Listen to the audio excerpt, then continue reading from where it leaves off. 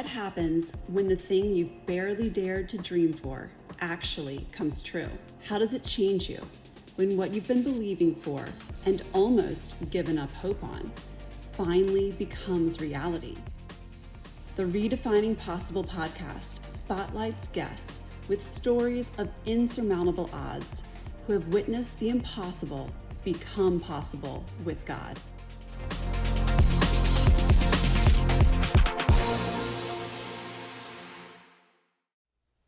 Welcome to Redefining Possible. I'm your host, Peyton Hoffman.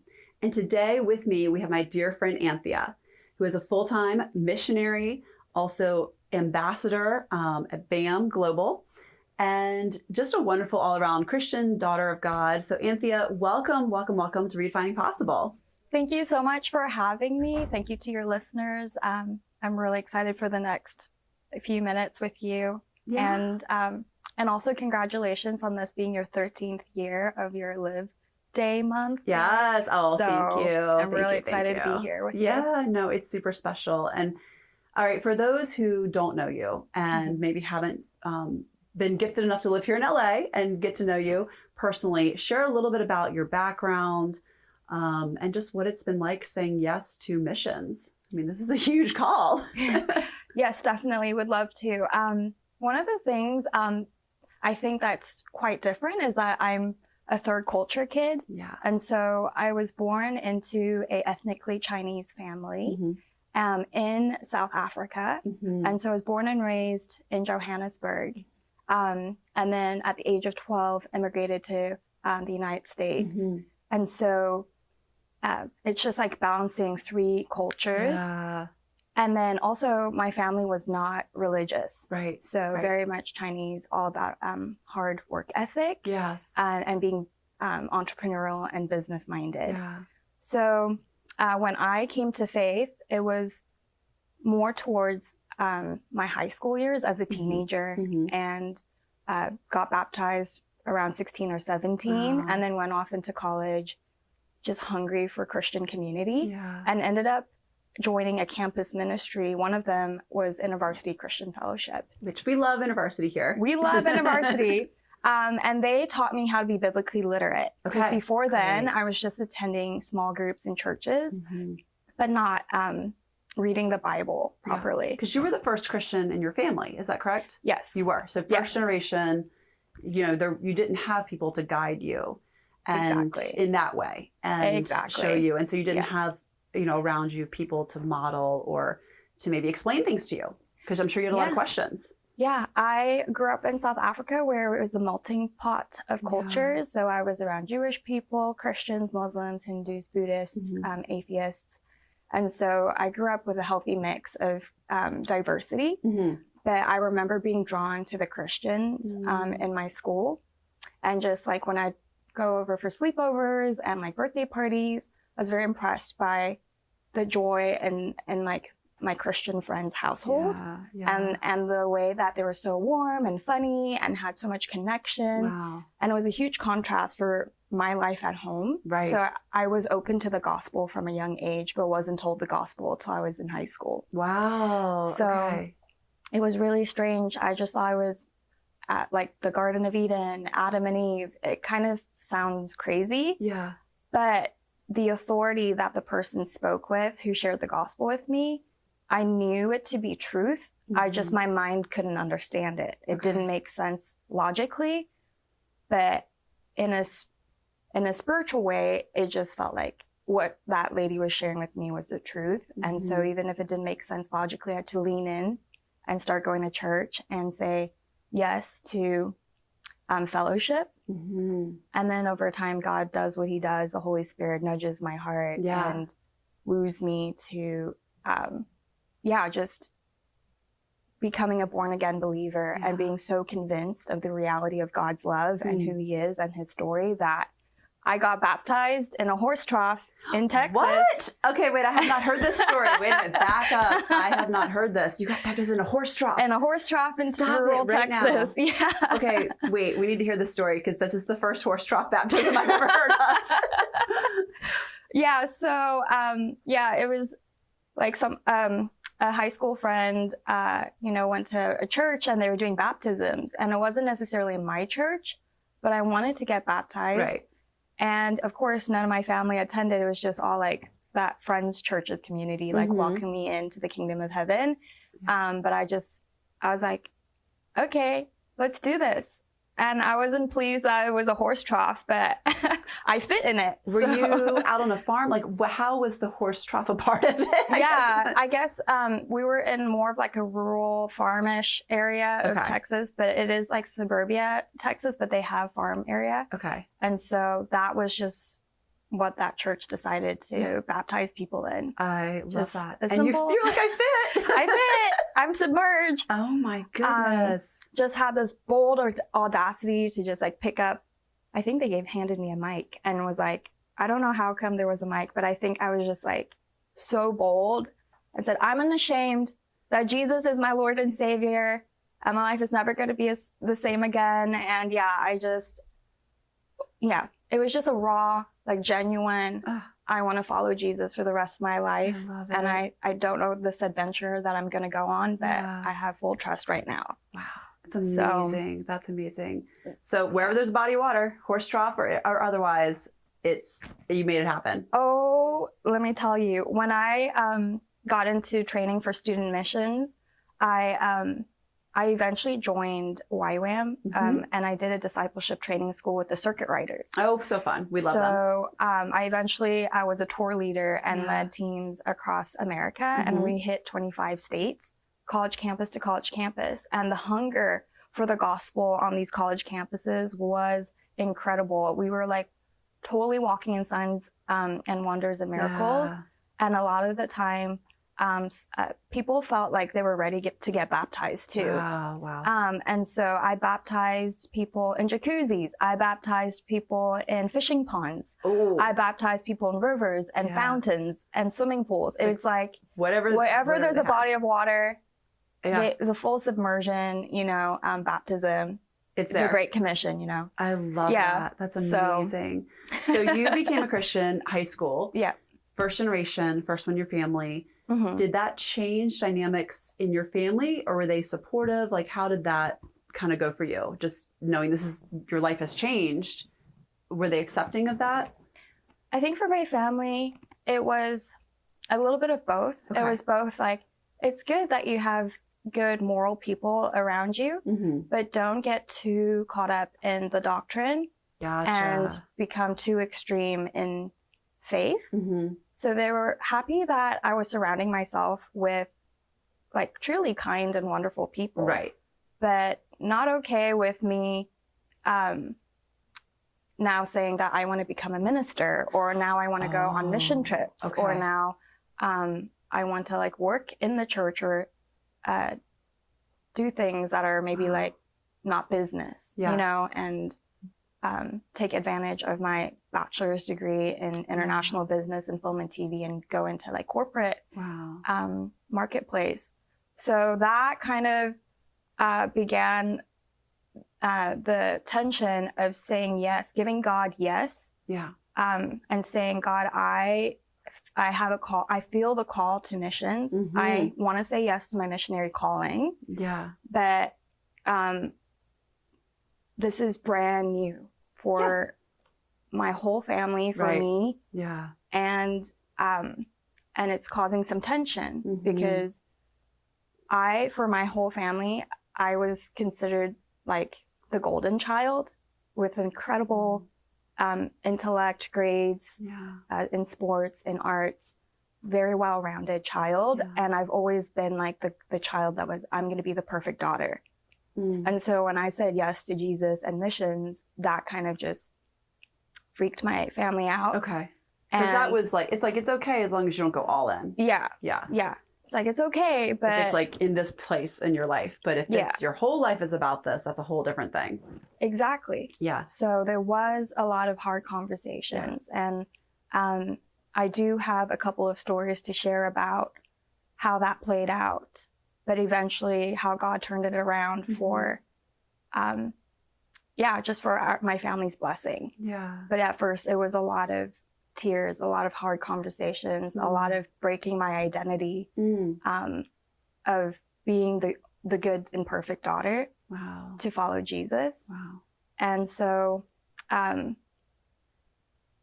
there was a time where in college I was training in student missions with InterVarsity. And after doing this training, we get to go on an international mission trip.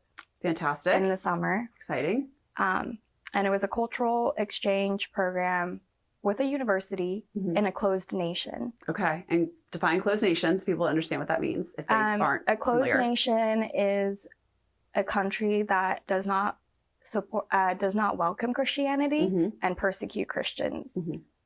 So you're not allowed to evangelize or convert other.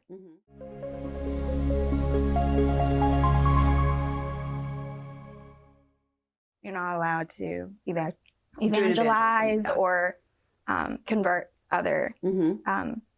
Yeah. Well, a lot of times you can be, not let in if you have a Bible, or you can, there can be all kinds of layers of what that means depending on the country. But it's, a closed country means closed to Christianity. It's basically kind of what that is saying. So, so you felt that you were to go to this country and do this exchange through InterVarsity as a student mission, and that was that your first mission trip? Was that the very first My first international mission trip ever. Okay. And obviously that costs money. There's financial things that are required to be able to go. Yeah. Unpack that for us, because that's not a small thing. Nope. I did not want to go on this mission trip because I also was scared to go. Yeah. And it's dangerous. Right. Like at first if we're logical, we know there are costs and risks. You tend to actually fall into fear first. And, but because I heard the Lord so clearly, like internally, audibly, like, you're going. Wow. I was like, okay, well, if God said it, who am I to deny him? Right. And so I was confused because a lot of these students come from a background of supportive Christian families, church backgrounds. And so here I am, first gen, super new to the faith, just now learning how to read the Bible inductively. Wow. And I was like, I don't know how I'm going to raise $6,000 for an international mission trip. To a closed country. To a closed country. As a woman, let's add that. A young lady. As a woman, because some of these countries are also persecute women. Yes. So there's another layer of danger and what could have been fear, that could be wrapped up in that as well. Exactly. For you, but for your family as well. Absolutely. And so I think my family, they took it really hard. They did not like it. But I was so lovesick. I am lovesick for Jesus, but when you're lovesick for the Lord, you just are willing to trust that it is for my blessing and not to cause hurt and heartache and to break away like my connection to my family. But for the longest time, my family did feel like I abandoned them and neglected them. Wow. And because you did this. Because I chose this path. Wow. And didn't heed their preferences and their opinions and their wishes for my life. Wow. Which is always to be safe and to have a very successful life. Yeah. Well, I think a lot of parents want that for their kids. To be honest, I don't think that's a bad thing. Yeah. I think I think every parent wants their children to be well and safe and have a wonderful life. And there's varying degrees of success and what that looks like for parents. But I think that goes with part of being a parent is just you want that for your kids. And I think a lot of families, even if they're not third culture, families or third culture experiences or first gen Christians, I think instinctively a lot of parents will put an identity or a path on their kids because it's what the parents can see, and so, I think for a lot of families, breaking out of that path, whatever the path is, it was a certain thing for your family, but whatever it is, doing something completely different and what, kind of left field. Like maybe someone's parents thought they'd be a doctor and they decided to go be an artist on the street somewhere. And like, that's not the path. And so I think it takes courage to do that. Mm-hmm. And it also is something to navigate really delicately, I think, with families, because you don't want to break a family, for something, there's a way to handle it. And I think you've been handling it with a lot of grace, and it's taken time. Absolutely. So talk about what they're looking at, now that they see the path that's on your life. Right. So they thought after I told them I had to fundraise $6,000 to go on an international trip. Well, they were not going to sow into my mission trip. They're not for it. Okay. So they were like, absolutely not. Absolutely not. So I'm like, well, all of my network are broke college students and no church backing. Wow. So guess what? I just told all of my dear friends, God's called me to go on an international mission trip and I have to raise this much money. Right. Would you sow into my mission trip? Yeah. And so different people would respond. Okay. And so I learned a very valuable lesson. I learned that some people are for you. Right. Some people are for God's mission. Mm-hmm. Some people are for both. Yes. And then there are those who are just not interested at all. They're just not, it's okay. It's totally cool. It also could be a timing thing. Yes. So there's some who are not financially able to give. And so then they can join in prayer, or they can join in. Yeah, I think there's certainly other ways to be a part of it. But I love that you just started asking. Yes. And I don't know, just thought of people I wanted to journey with me because it was a huge thing for my life and a big life decision. And so I raised 50%. That's amazing. Yeah. Okay. So 3,000, somewhere in the ballpark around there. Okay. And then like the deadline was coming up to have it fully funded. Yeah. And I was like, I don't know, this is beyond my control. I don't know. But God said, so, hey, let's just continue to trust. And so there was a lady who was discipling me from a Presbyterian church. Okay. And she was teaching me and 3 friends about Ruth. Oh, Book of Ruth. The Book of Ruth. And then I gave her my missionary support letter. Oh. And she was like, okay. What she had done behind my back was scan it, copy it, made like, I don't know, 10, 20 copies of it. And then took it to her Presbyterian church. Oh my goodness. And then apparently she handed it out to her women's Bible study. People. Yeah. Oh my goodness. What? And then in the nick of time, she, and my next small group with her, discipleship meeting with her, she's like, Anthia, I have something for you. And she pulls up a Ziploc bag with like 10 checks in it. Oh my gosh. And apparently the women in the Presbyterian church just opened up their checkbooks and just gave. In her women's group, in her Bible women's study. Group, something like that. Wow. And so I was given a Ziploc bag full of checks of women I don't even know. Yeah. We'll never know who they were. And I was overfunded.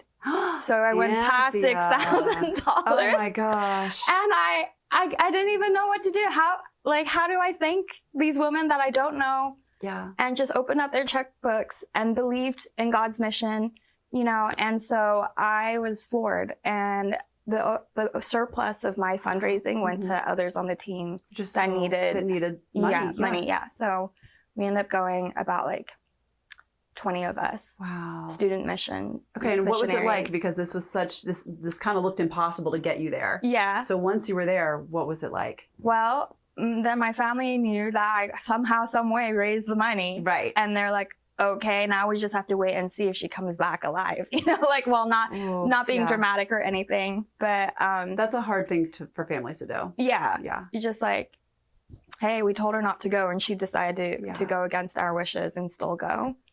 But what ended up happening was it was the most formative. I'm gonna cry because it was so formative. It was so formative for me. Yeah. Because I lived a very cushy life in America, going to a really elite liberal arts private school. And in California? Well, I'm in Texas at this time. You're in Texas. I'm in Texas during this time. And my family has sacrificed everything to make sure that we live very well, very educated, have every need met. And now I'm like sleeping on wooden plank bed with a very thin bamboo mat. Wow. And like my body aches because I've never in my whole life slept on a wooden mat. like wooden plank. Yeah. I've only slept on a cushy mattress my whole life. Wow. So there's so many things that were crazy. This city was a Muslim town. It was over 100 degrees Fahrenheit every single day, even at night. I was sweating bullets. I was so uncomfortable. But the thing was, even though there were so many uncomfortable things about this mission trip, I had never been as joyful in my life as being on that mission trip. Wow. What happened was the Holy Spirit just like consumed me. I don't know how to describe it. The indwelling presence of God became my joy and my strength. I love that. That's the joy of the Lord. The joy of the Lord. His joy. It's his joy. He was It's not so ours. close to me the entire time I was in that country. Did you feel protected, like supernaturally protected? Supernaturally provided for, protected, given joy. The relationships we built with the local people was so close that when we left, all of us were sobbing ugly tears because we didn't want to leave each other. I mean, it was like 4 or 5 weeks with them, but in that time, so much love was poured out from God in us through the people, onto the people. Like, I learned so much about living totally abandoned to Jesus by being on this trip. Because in that trip, I had no AC, no mattress, no, like, I mean, they also ate spicy food and I can't handle spicy. So there was just so much that was just like not ideal for me. If I would choose it. But the way the Holy Spirit came so alive in me, I finally understood why all the disciples, you know, went with 2 by 2, like lamb among wolves. Like they had the joy of the Lord and they were so brave because the Spirit of God was in them. Well, and there's power in the togetherness too, and going out together and being sent out together. And I love that there was a team of 20. Like you guys had a team, you had community.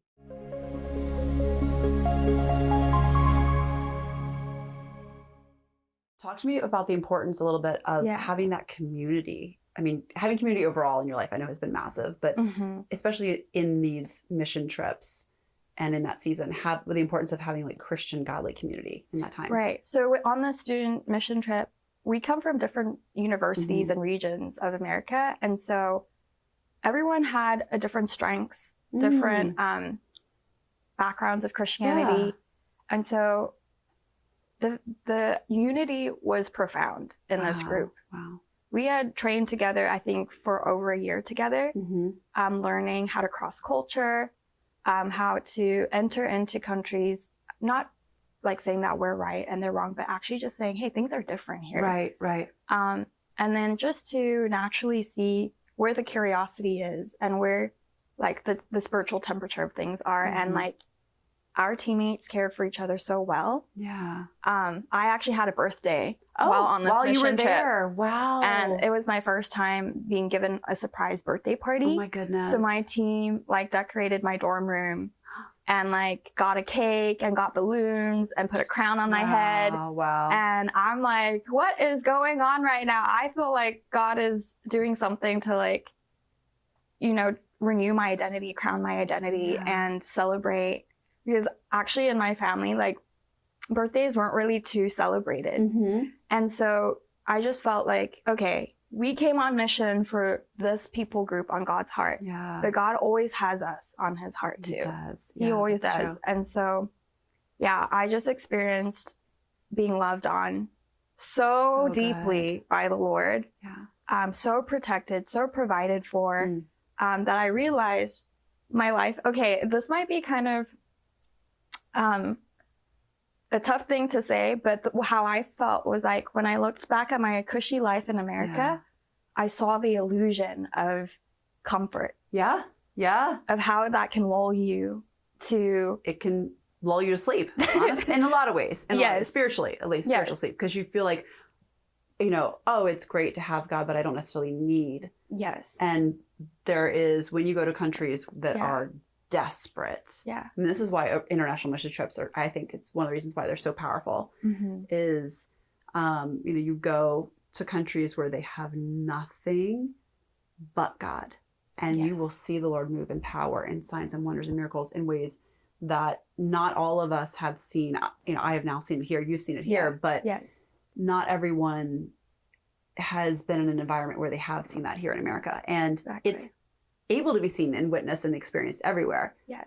But there is a difference when you go to a place where, materially, there's very, very little, because there's a different desperation. There's a different need. There's a different, really demanding of the Lord, of like, Lord God, we need you or we will not eat. God, we need you or, my children will be taken away. Like, there's a whole different level of faith and desire that comes from that place, that just honestly, we don't always live in day to day. And I think that's the sleepiness that can come with comfort, is it can quell that fire and that just desperation. Absolutely. And we should have that no matter what our material, circumstances are. It's, that desperation should be everywhere. Everyone should have it. And to your point, God, is totally responsible for fathering his kids and raising 100%. them up. And so he took me through a process to break idolatry off of my life. Oh, that's good. Because I came from an idol worshiping culture and nation. Yeah. One of the biggest idols is money and success. Wow. Yeah. And so I, really prided myself in my education and so many of the normal things that we pride ourselves in, and so that and a whole journey, God really got rid of this idolatry of self-sufficiency, the idol of self-sufficiency. Wow. And so talk to me about like what that was like for you. Absolutely. What that looks like for you to have self-sufficiency, and then also for the Lord to break it. Yeah. So, I'm thinking I have to earn all the money I have. I have to everything has to be because I did it. Okay. I can take credit for it. So for example, in 8th grade, my, let's see, I think this was middle school. I was awarded the George W. Bush Presidential Education Award from the White House for my academics. Wow. So I was in speech and debate and theater, in college I was in 7 clubs and working 3 jobs. I was overachiever, slightly overachieving because of just my upbringing and having to be, but also thinking you were doing it. Yes. That you were carrying yourself. It was on me. Yeah. So God had to bring me through a process of learning how to enter into his rest and not strive anymore. Yeah. Because I was performing to make God proud of me. That's such a good word. Wow. That's so powerful. Yeah. For you to have that awareness. Yes. And also just to, I think about self-sufficiency, and part of that is, like you said, you're like, I was thinking it was all on me. And what a weight, what a crushing weight to think it's all on you. And to be just living day in and day out with that responsibility, and that really you didn't have to carry. Yeah. So I carried so much weight that was so unnecessary. Yeah. But that's how I was raised and trained. Right. And so God had to take me through a journey to actually put me in situations where it was beyond my own talents, qualifications, education, et cetera, so that I could begin to see the signs, miracles, and wonders that he wanted to break into my life. I love it. And show me that actually the more I learn about God's character and nature, the more I'm going to be in awe and wonder of his kindness, of his abundance, of how he's a good father and actually wants to provide for his kid. I'm not an orphan that has to provide for myself. He is provisioning me for every area of my life. It's so good. And so I'll move on to the next story of how God was breaking idolatry out of my life. Yeah. I eventually said yes to being a full-time campus minister with InterVarsity at the University of Texas in Austin. And a group of missionaries called the Circuit Riders came through to do a unifying gospel event. We love them. And a team of women found me and was like, we just want to pray over you. And we want to pray God's original design prayers over you. And I'm like, original design? What's like, that? What is that? Yeah. Because, you know, I'm trained in missions, I'm reading the Bible. I'm not so tapped into the prophetic yet. Right. And more that makes spiritual gifts. Yeah. Even though the prophetic was already spewing out of me, I'm just like untrained. Right. So these women prayed over me, but they called out me, like they knew who I was, and I don't know these women. So I don't know how they were so accurate. Yeah. And they said, well, all we do is we know the Creator who knows everything about you, and he gives us one or two things about you. And we share that for you to build up faith and encourage you. Yeah. And then they're like, if you want to get trained in the prophetic, come to YWAM Kona. We're going to have a summer leadership training for missionaries. And then I was like, yeah, right. God calling me to Hawaii to get trained for missions. I mean, that seems like the opposite side of going to a closed country. Yeah, exactly. So, yeah, you're like, well, could we? Hawaii. It seems too good to be true. And then I'd have to fundraise for Hawaii, and I'm already fundraising for my ministry budget of like $40,000. Right. And so I want to talk about that, because I went from $6,000 for an international mission trip to coming on full staff with InterVarsity and raising a ministry budget of about $40,000. Yeah. So now I'm like, okay, this is insane. Yeah, I have to have the faith, and God's given me the faith to raise more. Yeah. Because I saw what he did with 6,000. So let's see what happens with 40,000.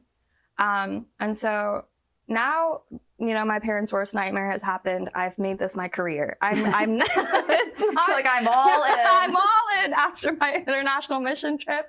And they're just like, this is insanity. You come from a generational line of for-profit people, and now you want to go nonprofit. Yeah. Craziness. So I remember I was going from city to city, like household to household of Christians that I got acquainted with and connected to.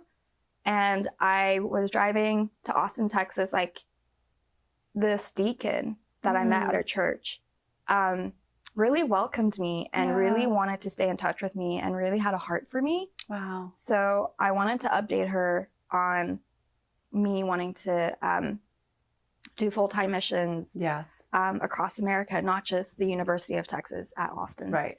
And on my way to her house, I got a phone call from my family. I'm not going to mention which member of the family, but it was a very unkind conversation. And I couldn't do anything but arrive at this deacon's home, bursting in tears, sitting in her living room, just sobbing. Wow.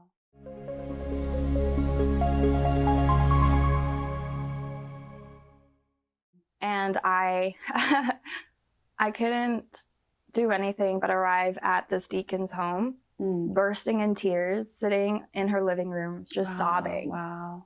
Because I'm realizing, like, counting the cost to follow Jesus it's costly for me. There's a very real cost. Yeah. For me, and just breaking off this identity of like being the perfect daughter, not disappointing my family, and to think that they're not proud of me, it was just like, ooh, hitting me in my deepest core. And she just let me cry in her living room.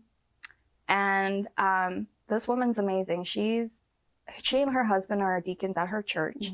She's African American with big faith, and she works in aerospace as an engineer or manager, something high up in her company. But she told me that, like, she'll wake up at 3 a.m. and pray for solutions, and intercede because of this, leading her team and finding solutions for her company. But she just encouraged me. And I slept in her guest bedroom, and in her guest bedroom, the side table had a book by Billy Graham. So she's deep in her faith, and God had her positioned to encourage me in that time of my journey. I love that. And I walked away from that time really encouraged, but later found out that she had donated $3,000 to $4,000 towards my ministry. Wow. And it just blew me away because at that time, most of my support was coming from friends that were really broke in college. Yeah. Well, and you didn't ask her for anything. So I think that's really important too. It's like she found how to donate on her own and donated. Yeah. She at least had a support letter or something. But it was like one of those things where it just blew me out the park. Yeah. And just God really tending to me at that time. Just saying yes to God, giving God a little yes, and then sometimes it's a big yes, sometimes it's a little yes. Yeah. So this one was tough. And then a weird thing happened is that the biggest amount that I ever got came from a non-believer. I love that. So the Lord does that all the like, time. All the time. Nope, he uses that. It's all the time. It was somebody in my family. They don't have a heart for Jesus or missions. They obviously don't agree with me, but they had a heart for me. They have a heart for you. I was just going to say that's the thing. And that happens a lot with whether it's ministry or whatever. People will give because they believe in you before they believe in the purpose and the mission. A lot of times it happens. Yeah. And that relationship. And, you know, I'm like, I don't want to bring tension into my precious relationship, not with my family, not with my friends. But what do? God's called me, and it looks different from everyone else's life and career. And so I just had to step out in faith and trust and boldness and humility. Yeah. Literally just crushing like everything that I thought I would be doing post-graduating. Wow. Especially with an international business degree in film and TV. Like I wanted to go to LA and be in Hollywood and produce, you know. And in a way, still do. Hopefully the Lord will show me how that's going to weave in and everything, which he has started doing. But yeah, the gift that came from that non-believer family member was like $10K. It's amazing. And I then had the faith to bring my testimonies to other missionaries and teach them how to raise support if they want to be in missions for the long haul. Now, speaking of missions, so now you're part of BAM. So let's talk about business as a movement. Yes. What it is. I know you just got back from I did. Being floor manager, and I forgot the other part of your role there. But explain a little bit about BAM, business as a movement, and then just really how all of this has changed your perception of who God is. Absolutely. So there's an aspect of missions where basically every part of society and sphere of society is a mission field, including business and economy. Absolutely. So God has given me a lineage of business people, and I have an affinity towards business people and the business as missions movement. And so I had missions mentors who took me to a business as missions conference in Silicon Valley. I believe it was back in 2019. Maybe it was sooner than that, maybe like 17. But anyway, I was at that Silicon Valley conference, and one of the co-chairs of BAM, we'll call it BAM Global, said, hey, we're looking for creative young people to join our team. Wow. And so I said, hey, I volunteer myself. I want to use all my gifts for God's glory. And so it began a journey where they're like, so what's your gifting? And I was like, floor managing, producing, ministering, whatever it is that you need. I'm sure I can figure it out. And so then they wanted me to floor manage their BAM Global Congress in 2020, where it would be in Thailand. Wow. But we all know 2020 was a tricky year. 2020 basically put everything on hold for the whole world. And so they also never met in person for that Congress. Right. So I was supposed to floor manage it. So then they were like, what do we do? Do we just cancel the Congress, or do we postpone it, or what are we going to do? And then we decided, let's pivot to virtual. Okay. A lot of places did that. Let's just do everything that we were going to do in person, but make it a virtual platform experience. And so began the 1-year journey of converting the Congress to a virtual Congress. Wow. And so my role became producer. And so every keynote speaker, every story that we had lined up for the Congress in person, we then recorded virtually. So now I was in the virtual studio recording their keynote talks, their case studies, and their testimonies. And now my world is being rocked because I am interviewing people who are so deep in their business as missions calling. Like some of these people are so affluent, they can buy islands and turn those islands into 5-star resorts, and maybe let's say like a Muslim nation or something like that, and completely do it to where they are bringing righteousness into that economy, hiring people and paying them 2 to 3 times the wages of others, and providing them, with dignity and opportunity so that they're not in industries where they're exploited. Some of these companies are freedom companies where they're literally eradicating human trafficking as an economy in their city by creating adventure companies or coffee companies or whatever else to give these beautiful people proper jobs and how to make a living and how to have worth and value. And so I'm now just being introduced to all of these people across the world who are doing that on the earth and bringing the kingdom of heaven into the marketplace. So how did that shift your perspective of God? I mean, now all of a sudden you're really seeing, oh, this is what business mission does and could be, getting it thrown in your face in the best way. In the best way. How did that shift your perspective? It just literally, I didn't know that you could be that authentic, be fully Christian and fully a business owner and do that. And so I just came back from the Philippines because BAM Philippines is one of the largest BAM networks in the world. And the Filipinos are so on fire for Jesus. Love it. And many of them are business owners. And the married couple that hosted our team, they have a very successful company where they are the suppliers for their region of European oils. And so, manufacturers will buy their raw materials and they'll go into laundry detergent and perfumes or whatever it is. But here's the thing. They did everything to glorify God in this business, in this company, because they weren't believers in the marketplace. And then they went almost bankrupt. And then the husband started going to church, got saved, and then the wife followed. And then they were convicted by the Holy Spirit to not do business the corrupt way. Because in this nation, corruption and doing business and bribes is very normal. Very common. So they decided, no, everything we do is going to glorify God. Even how we do business in an economy that's full of corruption. And they did it. And even from building their office building, they read the scriptures and wanted to do things to bring dignity and honor to the outcasts, the criminals that nobody wanted. They hired them to be construction workers for this building when their architecture firm were like, no, we can't work with these people. But the Bible is found a way.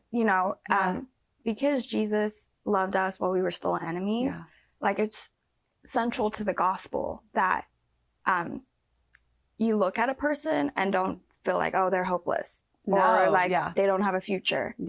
And these outcasted people, maybe because they were in crime or for whatever reason, they still deserve a second chance in dignity and to be shared the gospel. Agreed. So this married couple, I'll just say their names, Kathy and Richard Tan, they chose to stick by these outcasted people.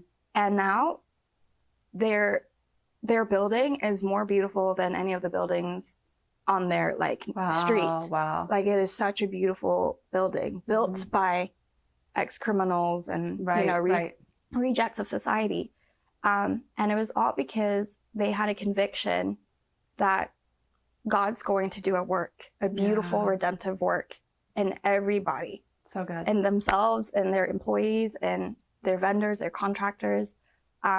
And so they built basically God gave them a design on the 5th floor that would convert into a worship and prayer hall.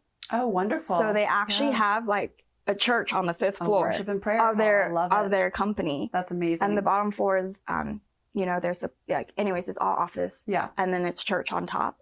And I was talking to Mr. Richard Tan, and he said, I tell my employees, when you guys are tired, weary, sleepy, just go into the prayer hall, go take a nap, go pray, go worship the Lord. Yeah. So worship and prayer, they've integrated into their business. In their business, yeah. And fully. then is this where was BAM Philippines where you got this?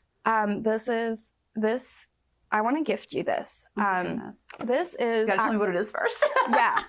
This is not from BAM Philippines, but it is from one of the network vendors of BAM Global, the BAM Global ecosystem. Oh my goodness. It is a stewardship coin. Oh my goodness. So every business leader at this forum received a stewardship coin. People, planet, profit, purpose. Wow. Yes. This is beautiful. And this piece of paper has the 6 pillars of stewardship, because we are all stewards. Yes. Nothing is ours. It all belongs to God, totally. Companies, everything. Oh my goodness. So number 1, God owns it all. So true. Number 2, people matter. Yes. I love that. Number 3, creation matters. Yes. 4, profit matters. Yes. 5, purpose matters. And 6, Christ holds it all together. Oh, I love that. And so there's a stewardship creed. God owns it all. People matter. Creation matters. Profit matters. Purpose matters. Christ holds it all together.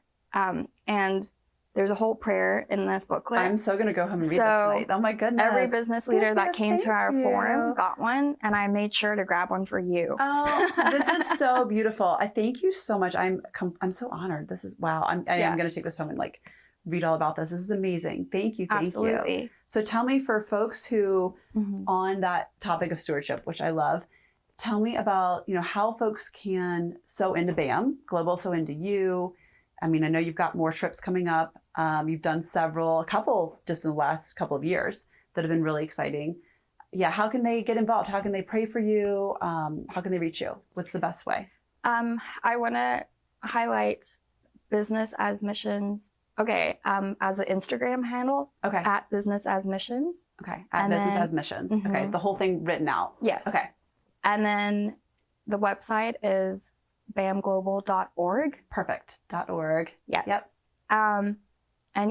And now we're looking at how do we raise capital and provisions. We're dreaming hundreds of thousands and millions now. Yeah. And so having the faith to do that, to mobilize this movement and do more for this next generation of business people that are healing and transforming society. I love it. I mean, it's the next level and elevation. And I honestly, what I love about your story so much is you are the perfect business as missions person, honestly, because the business side, you're doing business. You're just doing it for God's kingdom, and you're doing it, the thing that you were like, oh, I'm getting called into missions, and actually the Lord's bringing you into business and missions together, which is the family side that you really thought you were stepping away from, but you weren't. Like, the Lord's bringing it all together. And I love that about your story, and and about you being involved with BAM Global as well, which is just so fun. But I loved having you here. Thank you. And we'll post the link for BAM Global as well with this podcast, so people can reach out and get connected. Oh, I forgot to mention, we're having a BAM Summit in May. So fun. May 7th. It's called the Flourish Summit. And virtually. Yes. So you can go to bamglobal.org to register for it. I love it. If you feel called to being a business missionary. Yeah. It's so fun. Oh my gosh. Well, I've loved having you here. Thank you. Thank you. We'll have to have you back soon. This is just the beginning. The beginning. Yes. It is There's the beginning. so much more. Yes. It is. I love it. Thank you all so much for joining us today on Redefining Possible. I'm your host again, Peyton Hoffman. Can't wait to see you next time.